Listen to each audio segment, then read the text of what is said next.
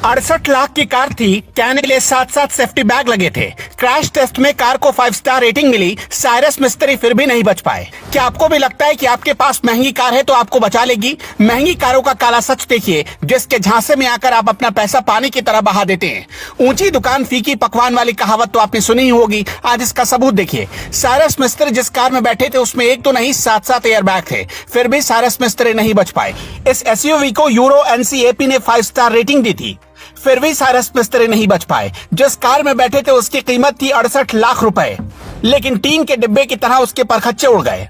78,000 करोड़ की पूरी प्रॉपर्टी के मालिक एक गलती की वजह से कैसे अपनी जीवन खत्म कर बैठे। जिस एसयूवी में मिस्त्री सवार थे वो मर्सिडीज की जीएलसी 220D 4MATIC एसयूवी थी। 80 किलोमीटर प्रति घंटे की रफ्तार को छूते ही इसमें बीप अलार्म बजने लगता है। 120 किलोमीटर प्रति घंटा से ज्यादा स्पीड हुई तो अलार्म लगातार बजता है। सामने से, साइड से या पीछे से कोई गाड़ी आ जाए तो एक्सीडेंट से बचाने वाले फीचर्स होते हैं। कई बार आपकी गाड़ी जब कंट्रोल छोड़ती है तो इसके ब्रेक खुद ब खुद लॉक हो जाते हैं और एक्सीडेंट से बचाते हैं। मर्सिडीज का दावा है कि दुनिया की सबसे सेफ कारों में से एक है ये। कंपनी की इस एसयूवी में प्री सेफ सिस्टम आता है। इसके साथ ही इसमें active parking, assist with Parktronic, 360 degree का camera view, knee bag, tyre pressure monitoring system, high beam assist, blind spot detection जैसे फीचर आते हैं। आजकल महंगी कारों को खरीदने से पहले तरह तरह के बहाने बनाते हैं लोग। सेफ है, ज्यादा स्पेस है, लेकिन साइरस मिस्त्री की कार करीब 68 लाख रुपए की थी और हालत ऐसी हो गई।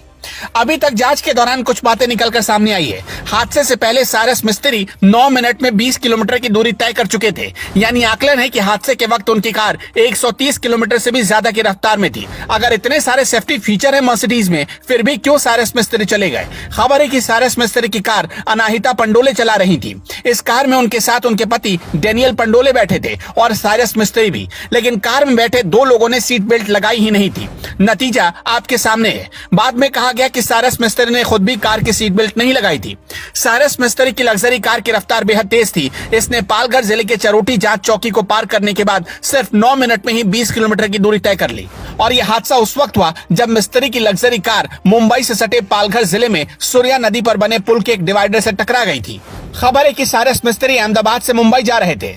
4 जुलाई 1968 को मुंबई में पैदा हुए साइरस मिस्त्री रतन टाटा के उत्तराधिकारी माने जाते थे, लेकिन टाटा नैनो और डोकोमो विवाद के चलते रतन टाटा ने उन्हें टाटा के चेयरमैन पद से हटा दिया था। साइरस मिस्त्री के पिताजी शाहपुर जी पालोनजी मिस्त्री मध्य एशिया और अफ्रीका के बिजनेस टाइकून थे। रतन टाटा के अच्छे दोस्त थे, इसलिए कभी साइरस मिस्त्री को टाटा में इतनी बड़ी जिम्मेदारी मिली। साइरस मिस्त्री की नेटवर्थ 70,000 करोड़ थी, यानी पैसा भरपूर था, लेकिन उनकी एक गलती से सारे पैसे धरे के धरे रह गए। साइरस अपनी पत्नी रोहिका छागला के साथ मुंबई के एक बड़े और आलिशान घर में रहते थे। मुंबई के अलावा साइरस मिस्त्री का आयरलैंड, लंदन और दुबई में भी घर था। करीब 2 महीने पहले उनके पिताजी शाहपुर जी पालोनजी मिस्त्री दुनिया को अलविदा कह गए और अब बेटे साइरस मिस्त्री।